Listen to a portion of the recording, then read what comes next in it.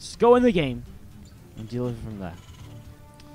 There's a free double Elim group once again here, guys. We go into our final group stage day of the Coliseum.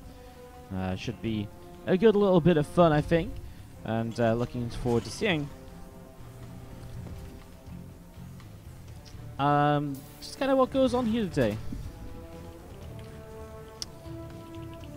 So, yeah, excited to see what happens, excited to see what's going on. And all of that stuff. Sorry, I'm trying to write stuff down at the same time.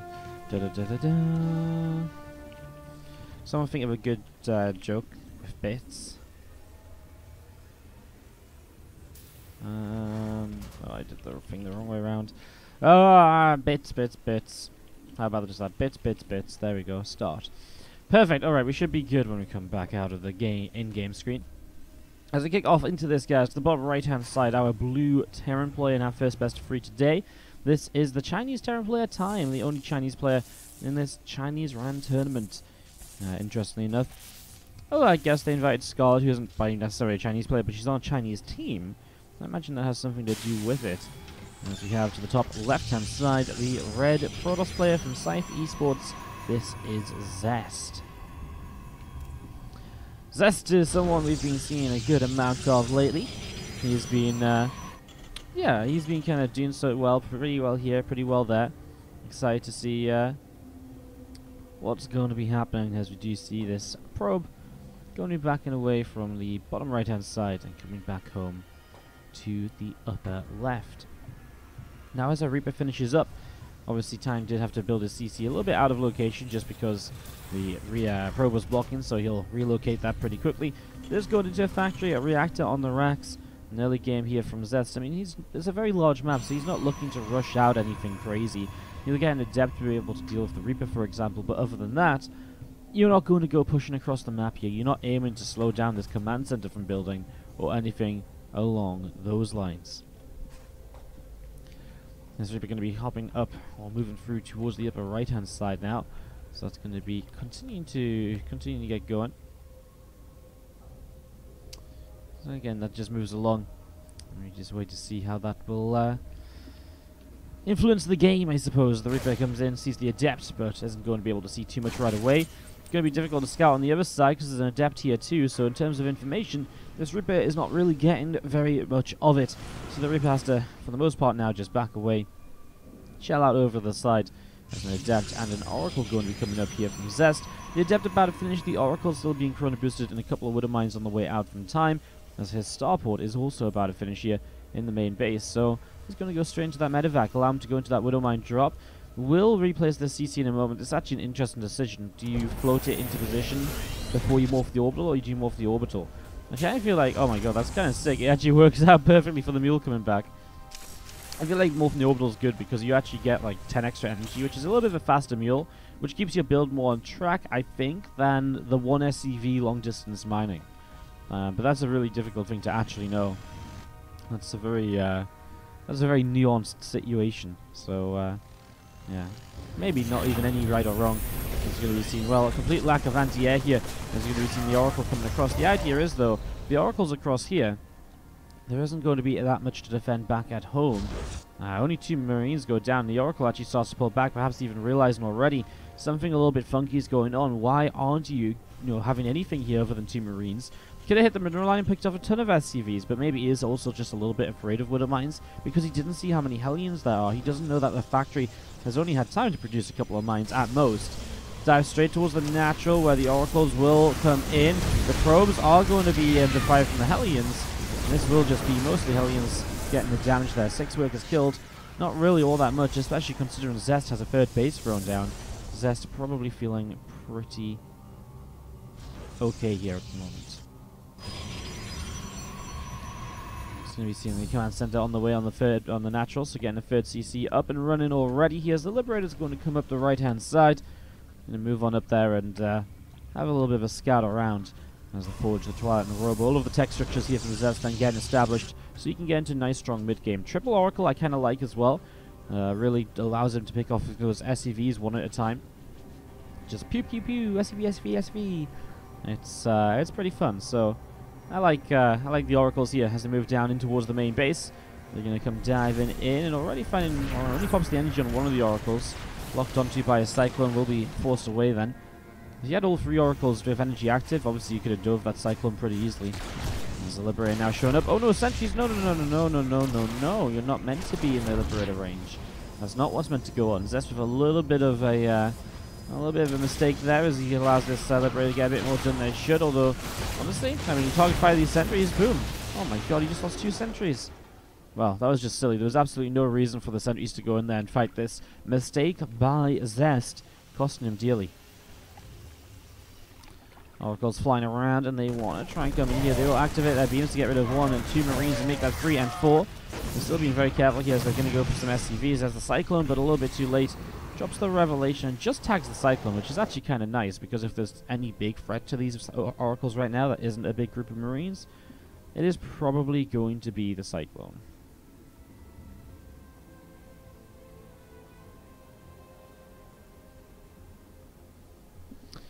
The Oracle's just hanging out at the moment. Still waiting to see what comes up next as we see these other units out up on the top side.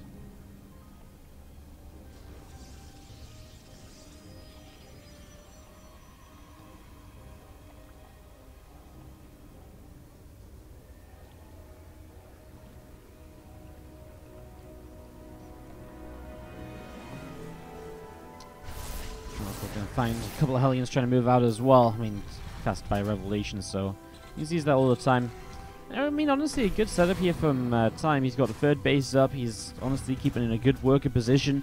The other game, I feel like those Hellions maybe didn't do as much as he would have wanted, but he had a good defense for the most part against the Oracles and so on, so I wouldn't say Zest is necessarily massively ahead or anything. I feel like he did okay, basically. So, I mean, you got out with 2 Hellions and the medevac alive as well, and while Hellions don't transition well, at least a little bit of map control. The medevac is the important part, having that still alive, as I love the setup for Time. I tell you what, there's a couple more medevacs come up here, and 1-1 upgrades, Stimpack and so on all finish up. This is looking as though we're probably going to have a push, because this Raven will make this army of the Protoss player so weak with anti-armor missiles and so on. This is some real potential right here, and he's also going to have 1-1 against just +1, because there's a single forge has not completed +1 armor yet. So actually Time has a really good timing, no pun intended, but yeah, he's going to come in and have a really nice timing and see what he can do here. I just thought Time should really just make it a slogan. Like every time he hits a time attack, he should be like, "How you got timed?" or something, you know. Maybe Time has more respect and he's actually funnier than me, so he'd be able to come up with something better, but who knows? Anyways, tanks want to go for the high ground. We've seen this position recently by Maru. Tanks on the high ground here do cover very good areas. We do see the anti-armor missile coming in.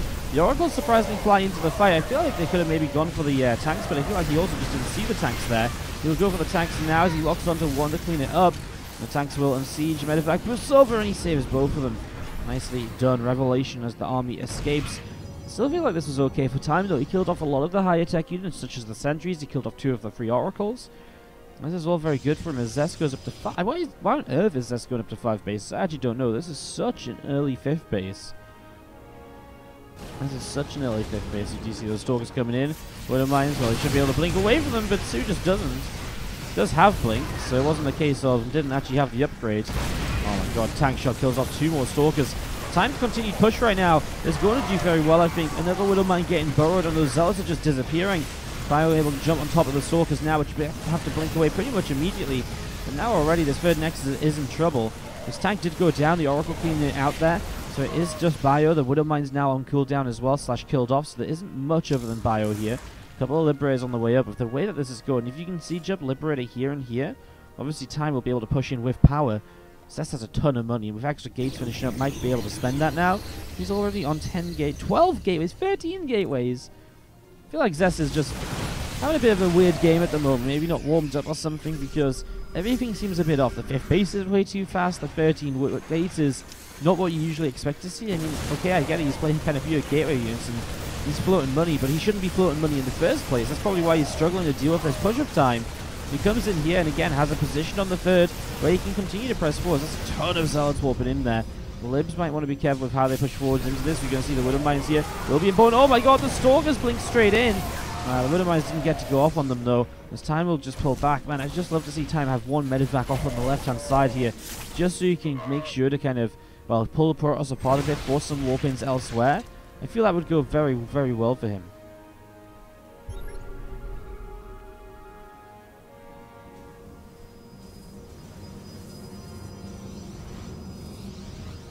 So you see the Zealots just continue to warp in here. One of these Stalkers is gathering up together as well.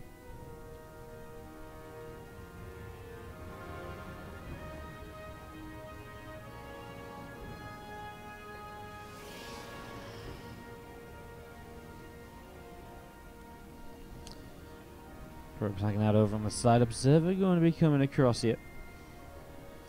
Out into the middle of the map. +3 armor on the way up here from Zest with the +2 attack as well. All of this being chrono boosted here at the moment. Tell you what, just the fact Zest has so many bases, it's just crazy because he doesn't even have the workers for it. I mean, he's obviously only on like 4 gas, so he's obviously, again, super gateway heavy, but I mean, he hasn't even saturated this base. This base isn't even saturated, and he's still expanding to the top right-hand side. I just can't quite figure out why he needs this many bases. Right? I just can't quite figure out why he needs this many bases. Interesting. Actually, very interesting here. As you see the couple of engineering bases, you're going to get the 2-2 finished up. Army beginning to press forwards.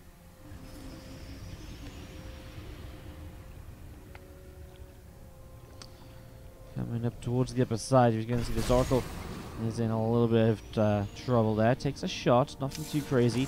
Wouldn't mind at the front from time. Going to get burrowed up. A few probes are going down to Liberate on the left side. There you go, next big fight. Big EMPs on all of the Zealots. Wouldn't mind's going to get the job done after that, surely. And the Zealots are just going to melt. Those EMPs are way too good. Another stim here, and he's going to get the Prism. Just doesn't quite get it before the Zealot warp in, which is a shame, but honestly, still feels like this is going fairly okay. Okay, they wouldn't mind a little bit of a trader there. We'll get these sentries now, get the Immortal definitely, and well, continue your way through another sentry of whatever Stalkers you can pick up. We'll probably want to pull the Medivacs away in a moment. I mean, these couple of Marauders are doing a good job of hanging in there, but obviously you don't want the Medivacs to get bullinked on, because that would be a little bit of an issue.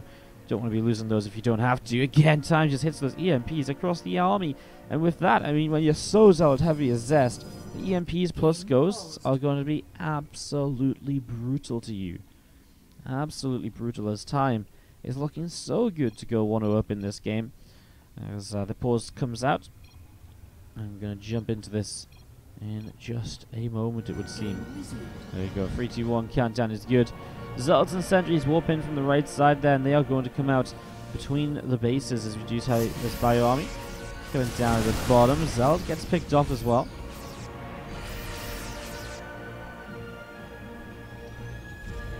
And it drops down in the center, just a little bit more bio, just gathering together here in the middle of the map. All of this getting set up and ready to go. +3 attack on the Forge, +1 shields. War Prism is about to pop, as you'll see this army of time. We'll send just about one single Marine ahead of the rest. 2 Liberators heading around the right side as well, so we're going to be seeing there's going to be a little bit of action. Couple Stalkers warp in, but the Libs don't actually hang out here. They're going to go for another base. As he pulls over to the left side, I still look at this army of Zest, and I'm like, well, it just doesn't look that great as we see the bio coming forward. The Widowmine shots are pretty good here to begin with. More of these Zealots going down. Some more Zealots warping in. Widowmine still burrowing up on this ramp. Couple of sentries taking some shots. Zealots will still charge in. Widowmine's continuing to go off here as stemming forwards up the ramp now. Sentries will go down. The force fields were just a little bit late there to keep this away. At the same time, 12 workers from these couple of Liberators, which are having a fun time. But again, Stalkers are just going to be so bad at actually cleaning this up. They go down very quick, and the Zealot warping will keep Zest alive. But eventually there's going to be a wave of reinforcements here that Zest just can't hold onto.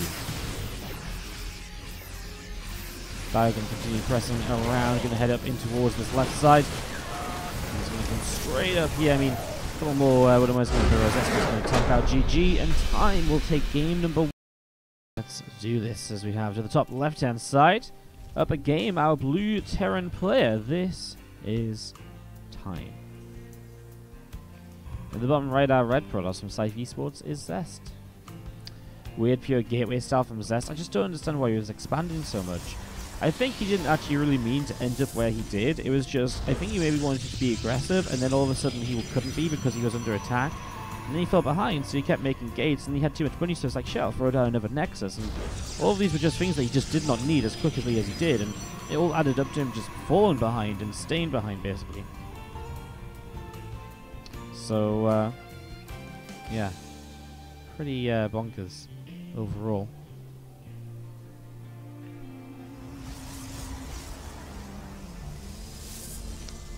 Anyways, we're getting this underway. We're going to be obviously kicking off into more action as the day passes by here. So, lots of stuff coming up and loads of games to come. I mean, again, we're going to be casting this Coliseum Group B, which is currently Time versus Zest, then Stats versus Sue, winners match, losers match, and decider match.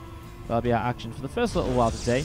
And then later on today, we're going to be having the next series, which is going to be the next tournament, which is going to be GG of the Year Group B, the final matches from Group B, which is actually kind of cool as well, because so far Group B was a lot of fun and some very cool kind of back and forth, up and down results. It's just to see what today brings us. I'm going to be having some really fun matches over there, and that should be pretty cool to see more from.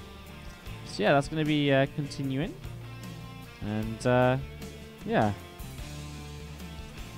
Got some more blind matches as well, which should be pretty cool.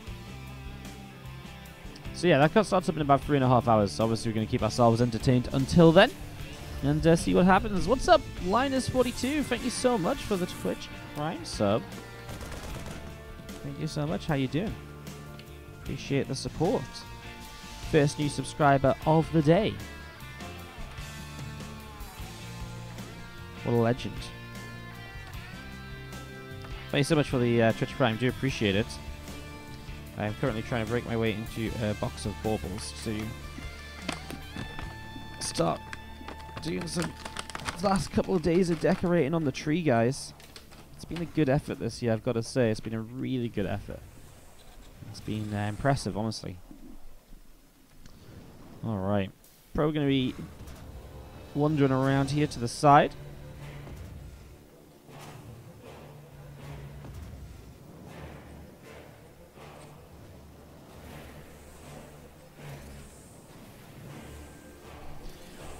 Just waiting to kind of get an opportunity to come back in to scout out what's going on here, so nothing too ridiculous. There's a couple of extra gates coming down. Fast Twilight Cancel oftentimes just means blink as you'll hallucinate an Oracle.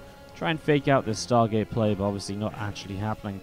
Magfield Accelerator starts on the factory, something which Zest will see with this Scout and Oracle, or Scout and Hallucination here at the moment.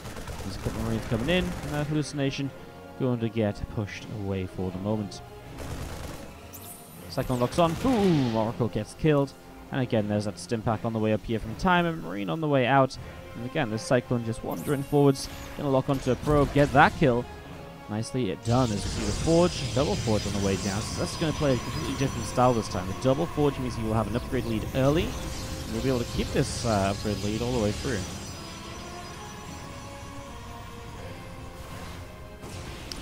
Stalker is not going to be able to deny the Reaper as it gets up into the main base. Going to be able to have a little bit of a scout around. Did he see the Twilight Council though?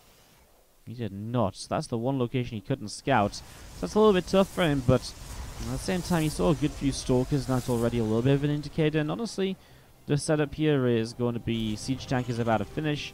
Going to be seeing the Rax continue to come on up. And he's going to have a good setup, right, to play defensively. He's got a couple of Magfield accelerated Cyclones. Actually, cancelled Magfield. Okay, well, that's not such a bad thing. Maybe he just wanted to do it against certain things, and those certain things didn't show up, so decided to put his money elsewhere. So Stim coming up. And again, I kind of like the setup here. Going to have Stim Marines, going to have the tank, the Cyclones as well. Should be all good here, I think.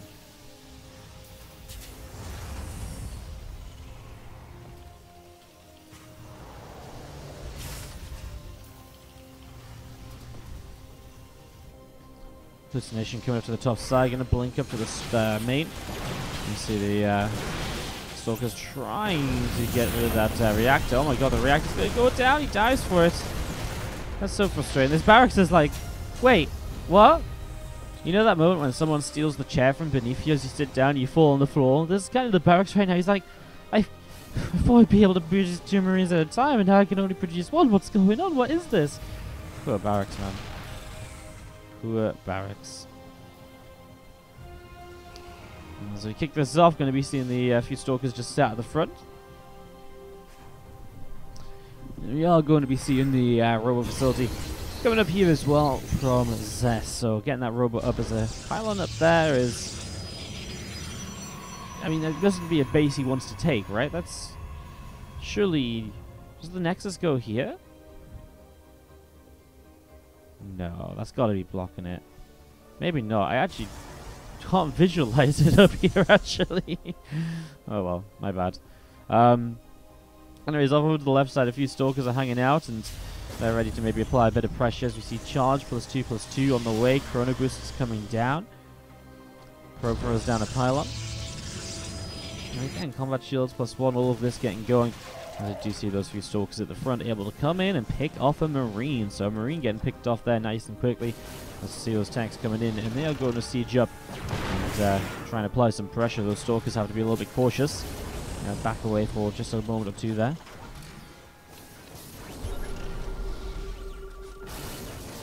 Thanks for the siege up. Stalkers going to get pushed away again.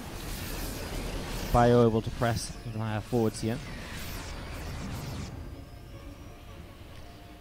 I mean, this is the push, right? This is the 2 base that time has been set up for. Pulls the boys. So here we go. Man, I kind of really feel like boy pulls are kind of good against this gateway-only style. Because I just feel like, how do you ever get to kill the bio? But then Protoss always surprises me, so I guess we shall see in a moment. 2-2 upgrades obviously not going to be in play yet, and still, I think, vital for time to take a fight before 2-2. While it is nice to set up your tanks and to, you know, engage him properly, fighting before 2-2 here, I think it's going to be really huge for him as he does get up to the high ground. You can see that Zest has no intention of fighting for as long as possible. He's 20-30 seconds away from 2-2. Here we go, but the Stalker's out of position, so these cells are going to start going down en masse right away. Stalkers will blink in for the siege tanks. The tanks target fire into the Stalkers, so there's no friendly fire. Time is going to overrun Zest, though. There's way too much army supply left over. Yeah, 2-2 about to finish, but now there's going to be nowhere near enough units for that to matter. Instantly targets down the natural, which already is going to put him in a position where he's done enough damage to, realistically, he has to kind of go back and figure things out. Well, maybe not, because he does have, he did lose a lot of SCVs, right? But I think you can sort of see that it doesn't matter anyways. Enough bio going to stream on through, and GG from Zest. Time takes game number 2 of this best of 3, and he too